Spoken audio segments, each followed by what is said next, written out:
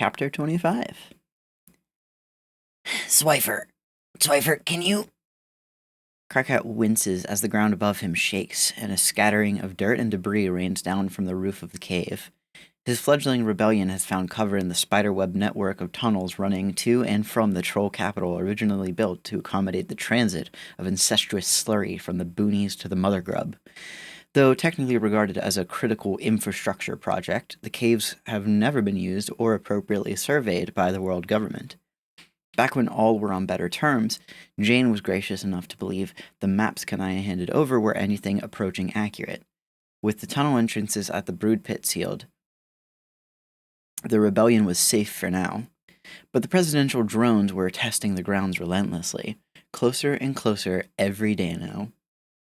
It's not the dirt that's bothering him. Dirt is something you get used to, living hand to mouth inside a cave. It's that persistent fucking leak directly above his desk that is driving him to distraction. Swifer! Swifer Eggmop pokes her head into the chamber. Aye, aye, Commander. What's up? Karkat pinches the bridge of his nose. For the last time, don't call me that. Why not, Commander? You're the commander, ain't you? No, I am not the commander. Did I ever ask to be in charge? Did I ever accept an official appointment from some ostentatious military board? Have I ever successfully led a campaign against the increasingly oppressive regime that we suffer under a daily basis? The answer to all of these questions is categorically and catastrophically, fuck no. Well, gee, Commander, I think it's more of a symbolic title, representing how much faith everyone has in you. What fucking faith? As just discussed, I haven't done a damn thing to earn anyone's faith. So far, all this troll rebellion has amounted to is a whole lot of dick-all, with an additional side serving of jack squat, followed up by a final course of getting to watch our top analyst, Kleiper Borden, being forced to dance to avoid life imprisonment in a labor camp on live television and making a complete ass of himself. Karkat gestures towards the display screen, showing a commercial for the next episode of Doing the Charleston with notable social figureheads, Stars versus Enemies of the State, with your host, Jake English. Swifer's tech turn broodmate, Kleiper, is indeed making an absolute fool of himself in the recap from the previous week's show, failing to keep time with the jaunty beat and struggling to knock his knees together with the required vigor. The fact that he is shackled at the wrists doesn't seem to be helping. Poor Kleiper. He could record a stat like nobody's business, but nobody ever taught the boy how to dance. If only we knew, this all could have been avoided. No! He shouldn't have to dance if he doesn't want to. That's what this is all about, Swifer. Oh. But what's the point if I can't even save one of my lieutenants from mortifying public embarrassment followed by a lifetime of hard labor in the cake mills? If I can't protect members of the so-called resistance from the fickle and cruel vagaries of Jane's insane pastry-based shadow dictatorship, how are we supposed to protect the common people? Swifer frowns and tugs at the kerchief around her neck. Golly. Look, Commander, that's a big question, and I think you gotta take it up with someone more in the know than myself. I just swept the floors. Oh, yeah. Right. Speaking of which, the leak in the ceiling... Karkat throws both hands in the air melodramatically. A drop of stale water plops off one of his nubby little horns. You know, right above the place where we keep all of our fragile logistics equipment. Didn't I tell you to fix that a fucking week ago? Well, sure, you told me to take care of it, and I sure as heck took care of it. Then why is it still leaking?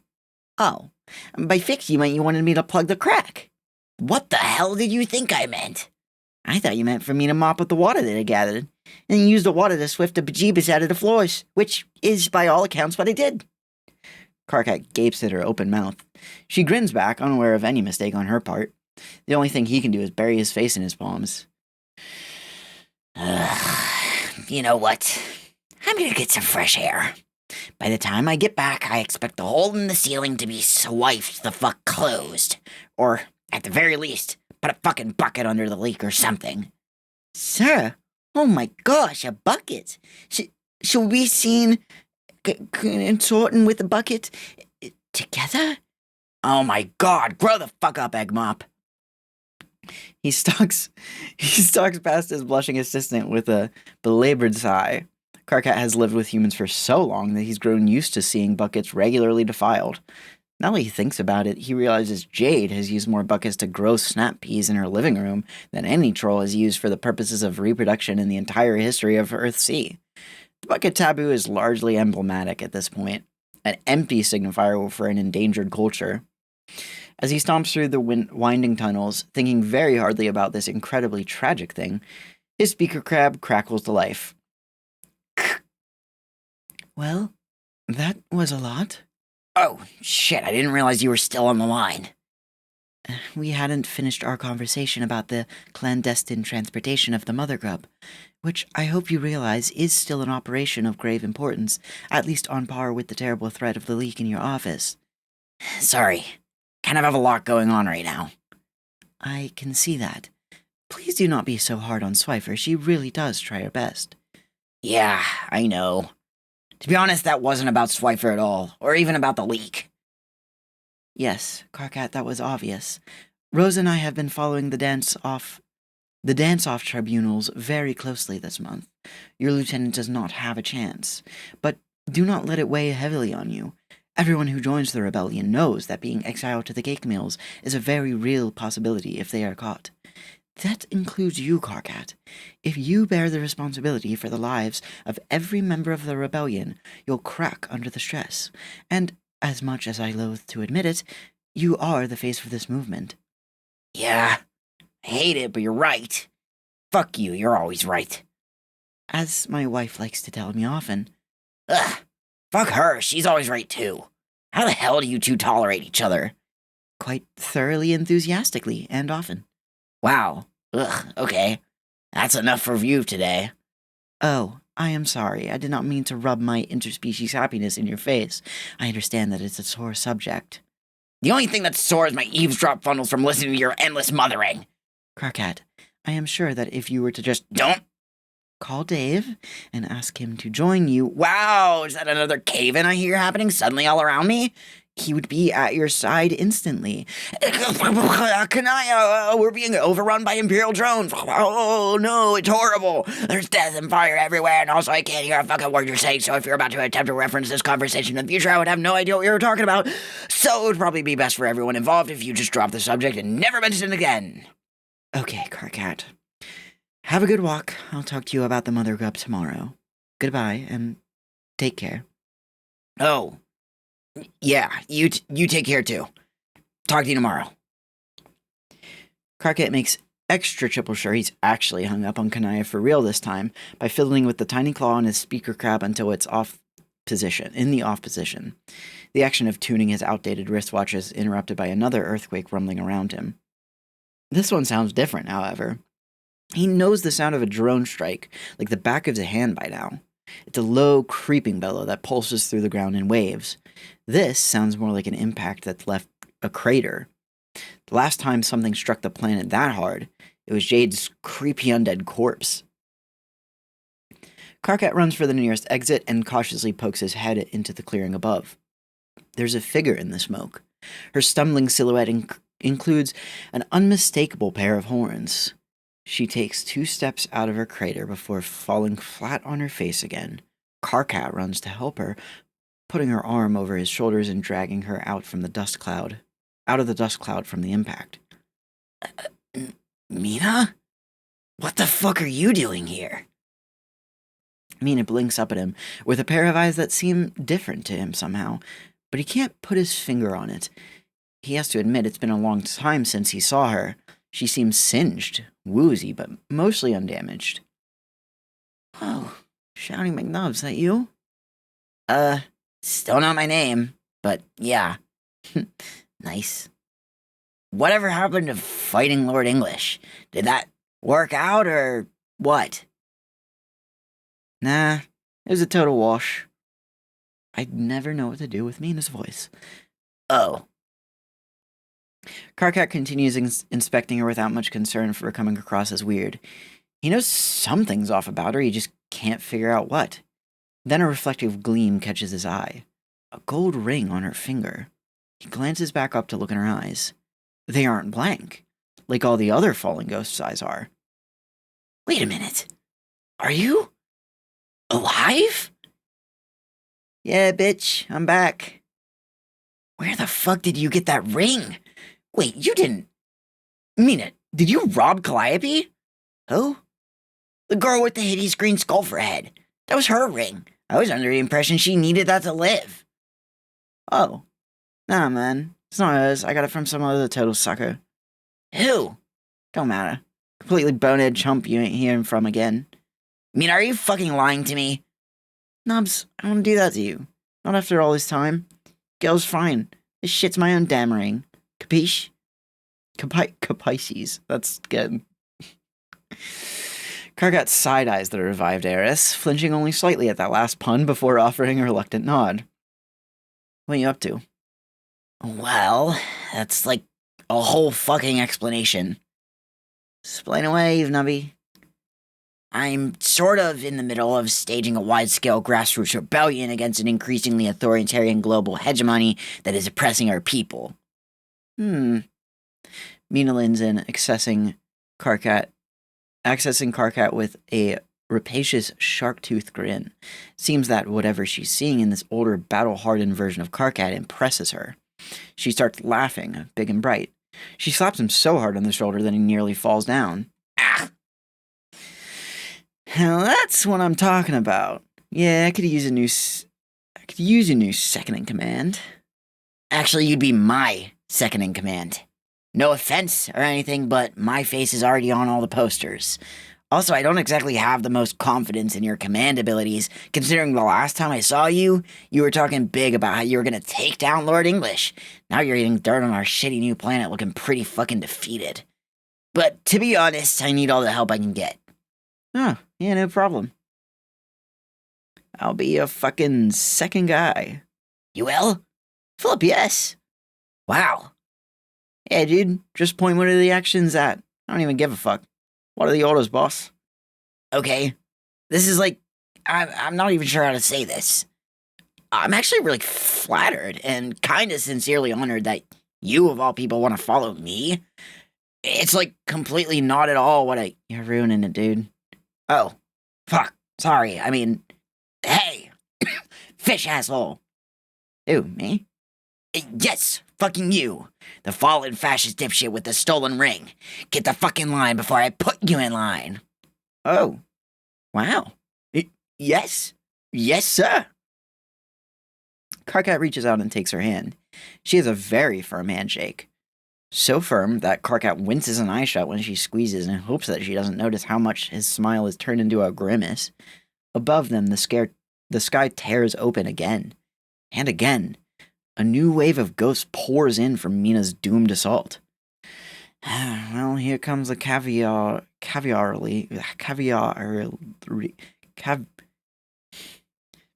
pun. The what? The caviar. I'm also fucking ordering you to stop making garbage fish puns forever. Thank God. Oh my God. Some of those are so difficult to pronounce. You could probably hear how much Karkat was destroying my voice that page, by the way.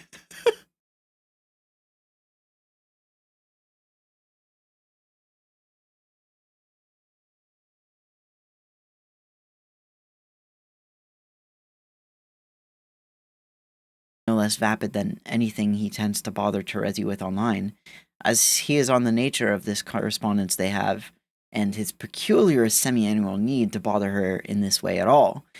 What is the relationship they have, he wonders. Does he even care that much? Does she?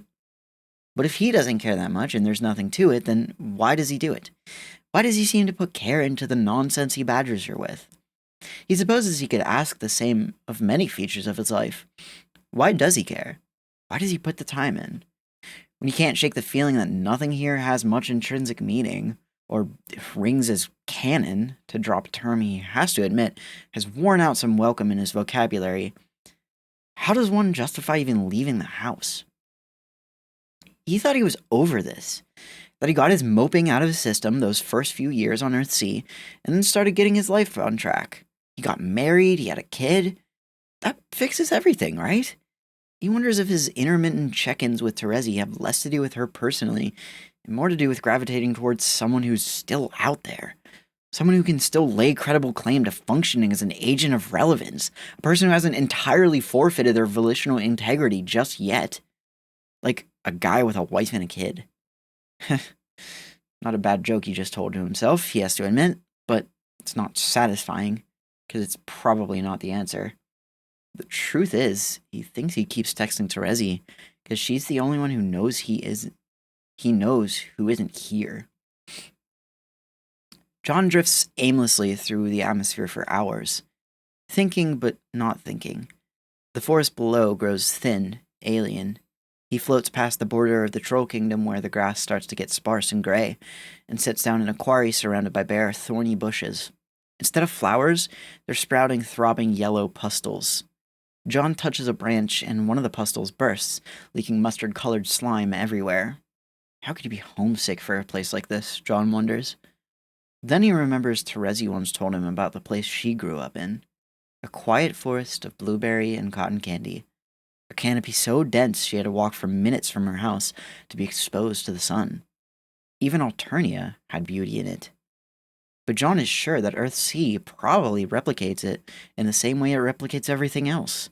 Thin and garish and fake. Fake, fakety fake. A bad photocopy with the ink settings turned to high contrast. A sunrise that casts no shadows. He's been contemplating this melodramatically for maybe 10 minutes when the sky rips open above him and flashes violent waves of red and green across the landscape. Having dead trolls deposited from the sky like this is far from unusual these days, but what comes plummeting out of the rips of space? What comes plummeting out of the rips in space above this time isn't troll-shaped at all. It looks more like a meteor. A flash of metal and fire screaming towards the planet, trailing thick black smoke behind it. It outpaces the flames for a moment, and John recognizes it. It can't be. There's no way. And yet there's no mistaking it. It's his father's car. A whole ton of white metal oxidizing in the heat, the windows all smashed open. If anyone's in there, he can't make them out. John feels like he watches the car descend and crash against the earth in slow motion. It hits the ground with an impact that reverberates for miles. He's never moved so fast as he does to reach the crater. He skids to a stop at the rim. Below, the car is twisted and steaming, curled into horrible, jagged edges, but the back half is mostly intact. He sends a thrust of wind through the back of the carriage to blow both doors off and crawls inside to examine the seats. Just to make absolutely certain no one was in it when it crashed. The metal of the frame is still so hot that the air around it is sizzling, but John doesn't care. The back seat is a mess. It's smeared with shaving cream, with little bits of something strewn about. He pinches some of the dry, brown, flaky substance and sniffs it. Is this tobacco? Mingling with the shaving cream there are red blood stains, but no flesh or bones or anything signifying the remains of a person. John puts a hand to his chest and sighs with relief, disappointment. He has no idea what he was hoping to find in here. Not his father, right? That would be stupid. Who needs to put eyes on their own father's corpse twice in one lifetime? But then he sees it. A streak of teal smudged along the top right of the seat cushion at the center of a red, bloody handprint. With wide eyes, John reaches out and runs his thumb over it. It chips under his nail, the same consistency as human blood, the same color as Terezi's text. He rubs the flaky crust between his fingers. He only stopped talking to her a few hours ago. Time passes differently out there, as he's often reminded. She was so sure she was dying. Was this it? Was this how she... John reels back, nausea striking him in the pit of his stomach.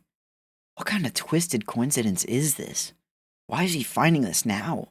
If Terezi was here, why? Who was she bleeding with in the back of his father's car? It finally hits him. Not just that he hasn't seen Terezi in years, or that he's never going to see her again. It's that he never was going to see her again. It was over before it began. John's body is drenched in sweat. He staggers away from the mangled car, his eyes stinging from the heat. He rips his glasses off and looks at the sky, an unfocused and unspecific field of color and possibility. It looks like a flat canvas to him, yet behind its flatness, he knows it stretches back through an infinite expanse of pointlessness, a limitless field of uncaring. It seems to mock him. He points his eyes at the sympathetic dirt instead. The soft earth seems to beckon him, and he finds himself sinking to his knees, fingers digging into the disrupted soil. It's still warm, humming with energy from the car's meteoric fall.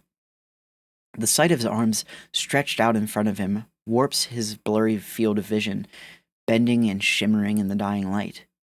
John realizes he's crying when the first wet droplets fall onto the backs of his hands.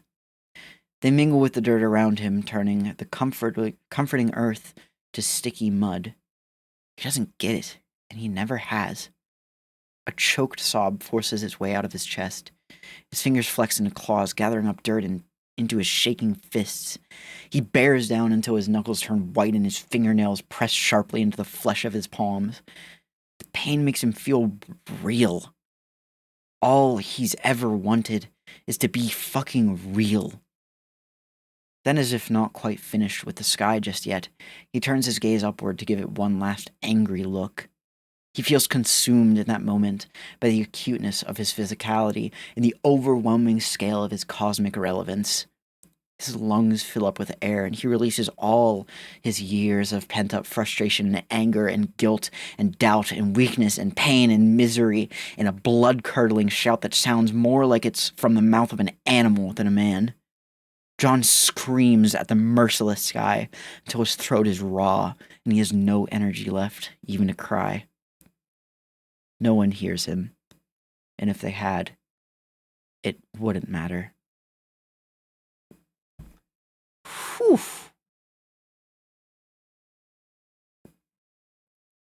Yeah. John, so obviously he doesn't know that that's from a different timeline, but we do, because that's the car from Meet. That's the car that John and Terezi were in Meet. And little does John know, he did see her. Like, he already saw her. He actually, like, kind of spent their last moments together, basically. So the timelines are interacting in like a very real way now. And I'm assuming, some other timelines as well. It seems like it's not just like Meat and Candy that's involved. It seems like it's all kinds of different timelines that are just mingling together into a big stew. It's like how the characters have like a Meat version and a Candy version and then like their ultimate selves. It's almost like the timelines themselves need to come to their ultimate self in order to be like fully realized. How strange. Epilogue 6. Candy chapter 27. 10 years have gone by. What? 10 years? Okay. 2 minutes before midnight, a teenage boy crosses beneath the neon lights of the trollish slums, stepping quick and sure-footed atop the cracked pavement, as if this is a path he's walked many times. He's got on a coat 2 sizes too big and a brimmed hat pulled down to hide his distinctive buck-toothed grin. Above him, Jane Crocker's face beams out from a holographic propaganda display, reminding the populace that curfew is in 15 minutes. This boy would like to say that he's too cool and daring to care about curfew, but the sound of Jane's cloying pre-recorded voice rising above the noisy streets sends an involuntary shiver down his spine. Luckily, the girl he's come to meet does not suffer from the same instinctive Jane-based anxiety. She doesn't have many fears or inhibitions at all. About a block from where they usually meet, she swings out of an alleyway and yanks him by his elbow. He lets loose a shrill, unmasculine noise right into her mouth before she shuts him up with a kiss. After a few minutes of extremely novice makeout action, Harry Anderson and Vriska part, both wet-mouthed and short of breath. Harry Anderson wipes a bit of blood off his bottom lip. Vriska pokes him in the chest and hisses, "What took you so long?" "Hey, give me a break here, Vriss. My Annie's guards breathing down my neck day and night." "Ugh.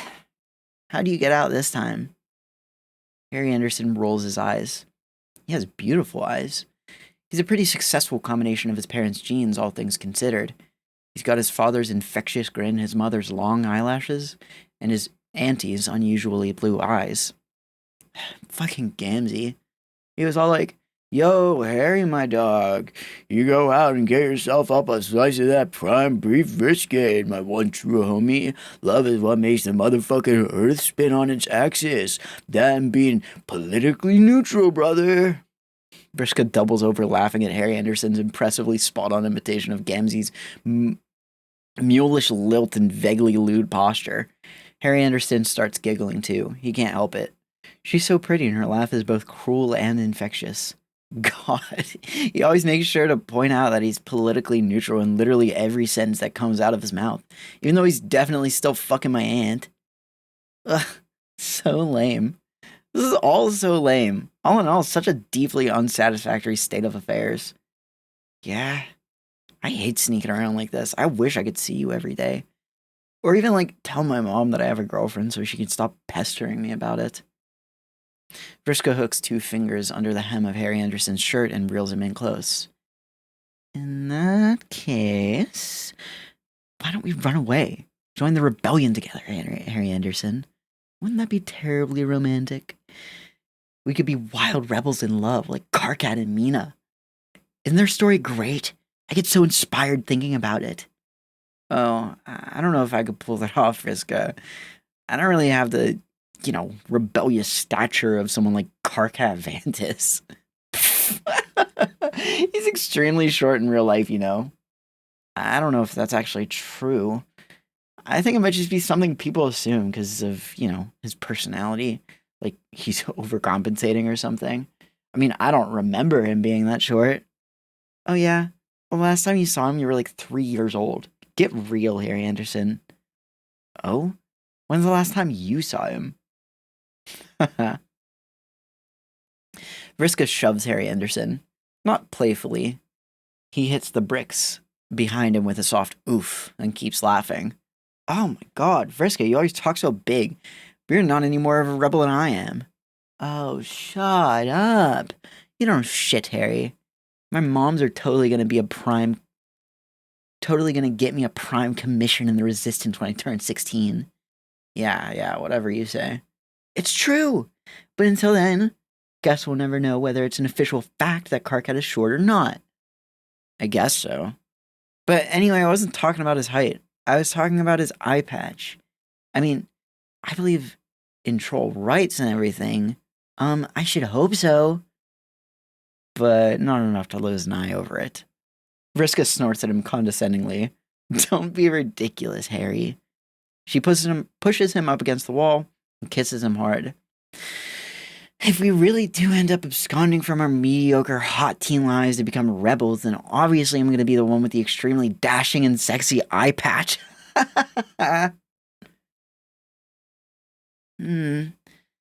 It's getting pretty bad down there." "Who cares? This is officially something we don't care about, right?" "I don't know. Is it? This world is inconsequential. Well, there you have it." Aradia lies with her chin in her palms and looks over the edge of a meteor station. Under the shade of night, the cities of the Troll Kingdom form a twinkling filigree over the rocky landscape below.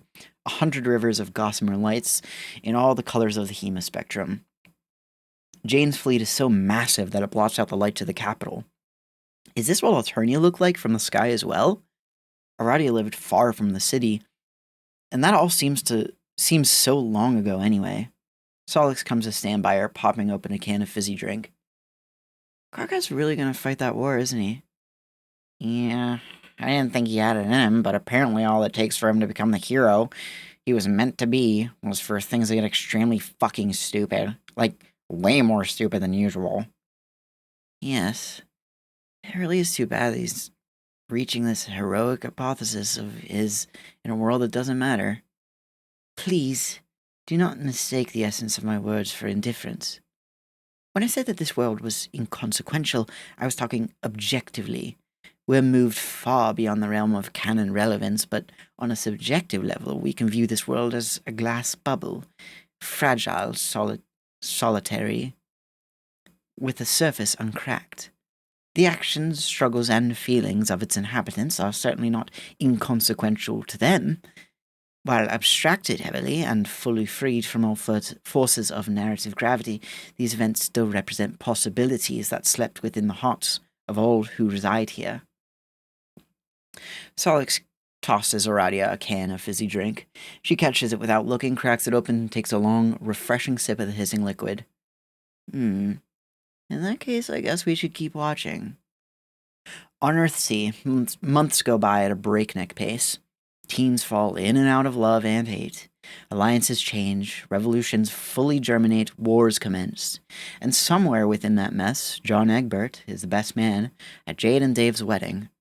He lasts 2 hours, nearly 2 hours, before he gets a ruinous case of the sniffles. The event is being held semi-clandestinely in the mansion of one of Jake's wealthy television exec friends, staged as a reunion party for whichever one of his old stupid television shows people get nostalgic about these days. It is a smokescreen meant to throw the human government off the scent of the political radicals like Rose and Kanaya partying just 20 miles from the seat of power. Jake claims there's no way they'll find them. But John sometimes gets the feeling the whole planet's bugged. After nearly 10 years of unfettered monetary interference in the upper echelons of the global hegemony, could something like this possibly fly under Jane's radar? It can't, right? John likes to think that she's not so far gone that she'd tip off the government to send troops to arrest her friends and family on the occasion of her ecto-daughter's wedding. So he smiles his way through his best man duties, then smiles his way through the gallows humor speech Rose gives at dinner, backlit by the flames of the Imperial drone factories churning away on the horizon. He wears a possibly genuine expression for a few moments as he dips down to give Jade a kiss on the forehead. She looks beautiful in her dress, and Dave doesn't look especially uncomfortable beside her. There is still joy to be found on the eve of a war, Rose says in her speech, but John found precious little to be happy about in this world, even before everything went off the fucking chain. He's conspicuously unaccompanied. Not alone, of course. He's been put in an honored seat at the head of the wedding party with Jade to his left and Rose to his right. But Jade is with Dave, and Rose has Kanaya and their daughter, and everyone knows that John has lost his family to Jane Crocker. Well, not literally to Jane Crocker. What drove Roxy away was him being depressed and just an all-around huge wet blanket who is impossible to live with. John is totally ready to own the fact that he was a bad husband, but maybe not the fact that he was bad enough husband to drive away his wife to passively support a brewing genocidal dictatorship. She looks happier, though, whenever he's caught sight of her behind Jane. Calliope faithfully at her side, in any of the propaganda broadcasts that Jane passes off as business press conferences. By the time Roxy finally cut things off between them, he hadn't personally seen her smile in years. John has no idea how Harry Anderson is doing, but he definitely caught Vriska texting him under the table when he got up to get another flute of champagne. She's texting Tavros in another window, which is weird, but probably not as weird as John craning his neck to read messages over a teenage girl's shoulder. The idea that Rose's shitty daughter has more contact with his son than he does makes his eyes start to itch. He wanders out onto the ballroom balcony so that no one else has to see him cry for a second time tonight. It's a balmy evening, and John can smell the oil burning at the forge across the harbor. There's someone else occupying the balcony already, and it's not one of the party guests. A shadow, standing with its back to the ocean, arms crossed, gaze fixed firmly on the ballroom windows. John takes a step closer and immediately recognizes Karkat's snubby horns and distinctive shoulder hunch. Of course. John snorts back his tears and jaunts forward with a jolly wave. Hi, Karkat. Karkat blinks and looks up, startled out of his thoughts. He's grown gaunt since John last saw him in real life. In his Alternian military fatigues and his admittedly bitchin' eye patch, he looks almost imposing. Kind of dashing, actually. When he opens his mouth, however, he's just the same old Karkat. Hi again, idiot. What are you doing standing out here alone like a creep? Karkat's frown gets deeper, and he picks the red cording that runs down the breastplate of his uniform. I really shouldn't be here. Why not? You were on the guest list. Oh, I don't know. Maybe think about it for 10 seconds, John. John chews his lip and thinks about it for 10 seconds. I guess this would probably be pretty hard to watch if you were still, all heartbroken about it. I wouldn't say that I was still all heartbroken about it, but... John joins him at railing and bumps his shoulder. Karkat groans and runs a hand down his face, obviously still a little all heartbroken about it. It's just that breakups are hard, and often have unexpected consequences that can linger for years. You're telling me. When my wife left me,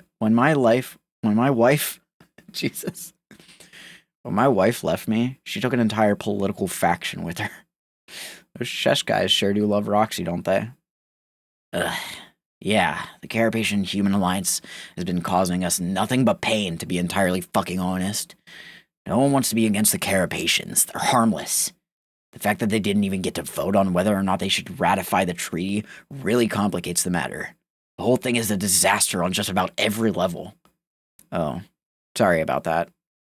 Oh my god, John, stop being so fucking pathetic for just a minute. Can you do that for me? I don't know. It's a pretty big favor you're asking there, Karkat. Look, I don't personally blame you for any of this. First of all, for you to have had anything to do with a massive shift in geopolitical allegiances, that probably would have required you to leave your fucking house for more than an hour. Wow. Good pep talk. I'm 100% over my separation now. Thanks, Karkat. John, seriously though, you do have to get over Roxy eventually. With everything that's going on, can you really afford to waste another 5 years lingering in your bedroom like a piece of fucking garbage? The rebellion could really use a guy like you.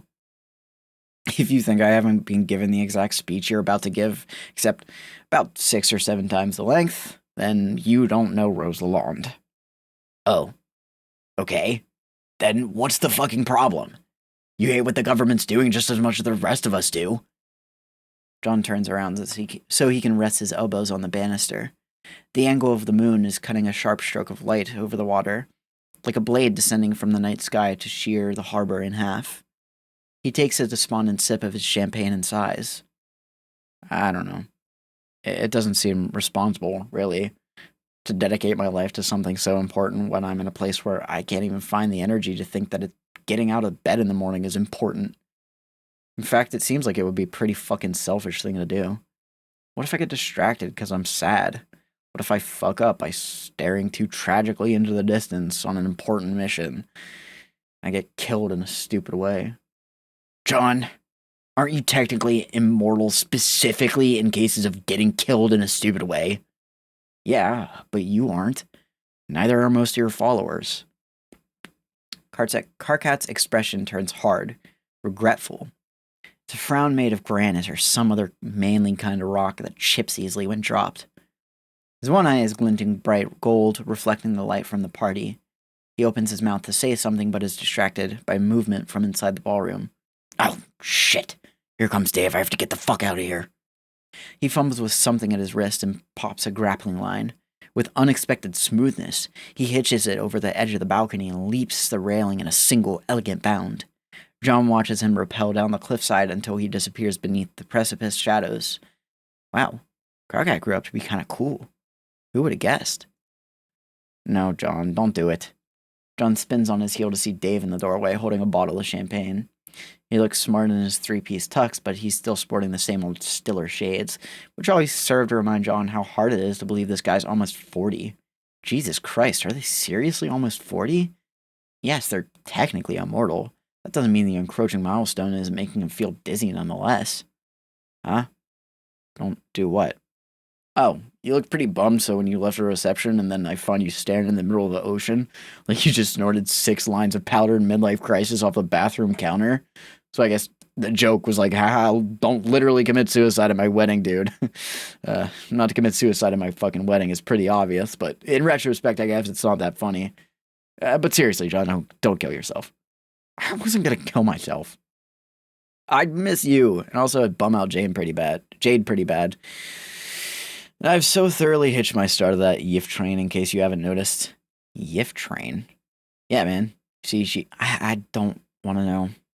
Anyway, I was just, John decides it's probably better not to mention what he was actually doing, and definitely not to mention who just rappelled off the balcony with alarming stealth and grace. Appreciating how pretty the view is. Yeah, I love the sight of military-industrial complex destroying the landscape in the evening. Come on, that's obviously not what I meant. Dave comes to join John at the banister, gazing out at the water, gazing out over the water with a look at least as existential as John's. John isn't sure what to say about that, so he wiggles his empty glass, looking for another shot of sparkling social lubricant. Dave tops him off before taking a long swig of the bottle himself. You okay, dude? Eh. Haven't been married once before, I gotta say. It's all kinda overwhelming, huh? Oh. Yeah, I guess. I don't know, Jade and I have been together so long, this all just feels like... Dave shrugs. Whatever. I was sort of hoping that... I mean, considering that we were working together in the rebellion and everything, I was hoping that Karkat would show. Oh. John looks down and twirls the stem of his glass between his 2 fingers. So, you're still not, over that? The whole Karkat thing? I mean, will I ever be over it? The way I felt about him probably isn't the kind of shit you just get over. You just sort of live with it. No matter how it turns out, but he's with Meenah and I'm with Jade, and the whole world's gone fucking batshit, so what's the point in looking backwards now? Right? John swallows a lump down his throat. Terezi's picture is still in his wallet. Faded, dog-eared, marred by ragged white lines down the center from being folded and unfolded so many times, deep enough to be called valleys at this point. Right.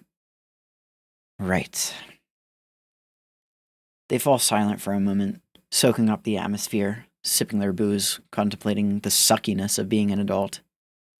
Dave lets out a soft laugh and slaps John in the back. John swallows his champagne wrong and starts coughing. Yo, dude, thanks for being my best man. Oh. Thanks, man. No problem. 'Cause you are. You know, you're my best bro. My main man. My most devoted dude. Cheers, John. Cheers, Dave. They toast, lip of the glass to rim of the bottle. The sound rings out above the noise of the party inside. It rises up above the ocean, to where the stars are turning and dawn is already breaking on some other part of the planet. That's how the years pass. Faster and faster the longer it goes. For those living on this iteration of Earthsea like John and Dave, it appears to be an illusion of age. An old adage about perception changing the older you get. The days get shorter, the more the regrets pile up. But that's only part of it. Above this earth, the dead cherub is still mediating, waiting for the day when she can have her own heroic apotheosis. Waiting for the day when she can confront the one she calls the prince. And on this earth, John is just waiting for the day that feeling finally stops. That feeling that he's still waiting for something. And the even worse feeling that years ago, he missed his only chance to put an end to it. If you stand on a very high hill at dawn, you can watch your shadow move in an arc around you. 10 years to the day he last spoke with Terezi, John finally gets rid of her photograph. He stands at the top of a very high hill, rips it into 6 pieces, and lets the wind carry it away. Whatever else happens now, it doesn't matter.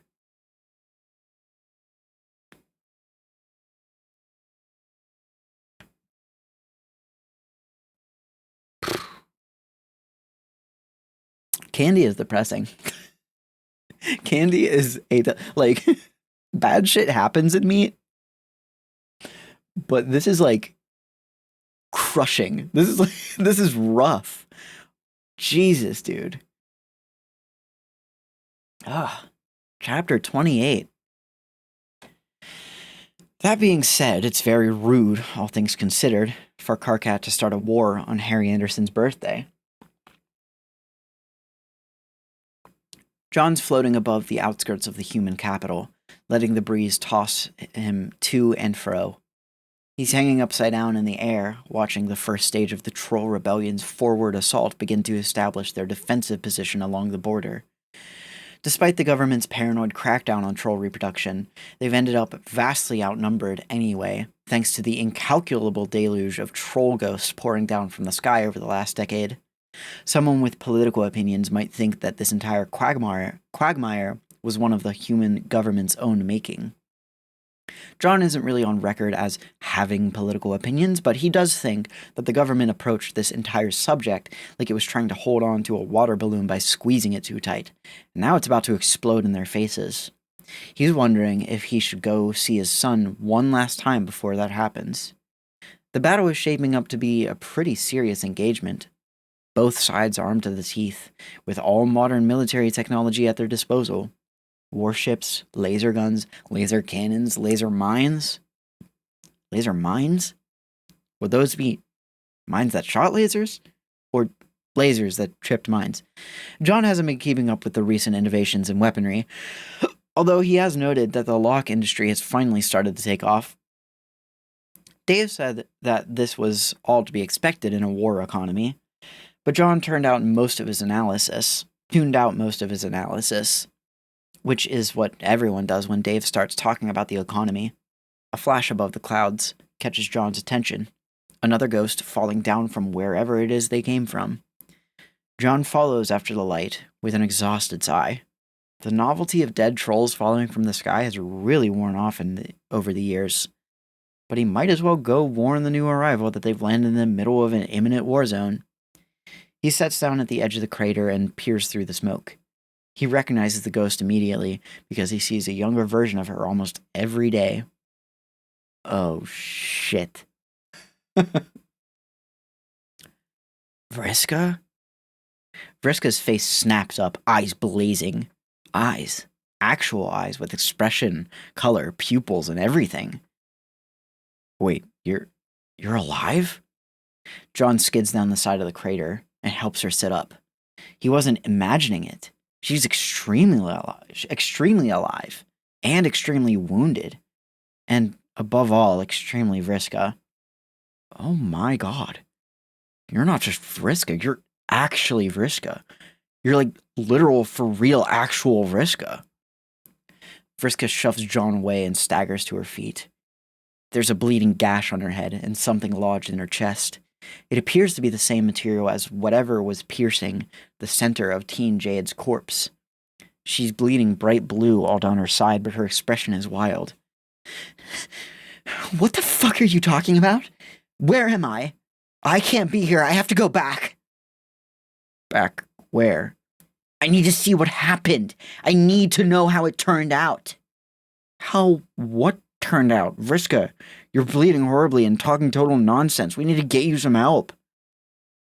She whirls around and grabs John by the shoulders. She starts shaking him, voice cracking with crazed desperation. I need to go back. I need to see. I need to see. And just like that, she's back yet again. Call this bitch William Afton, the way she always comes back.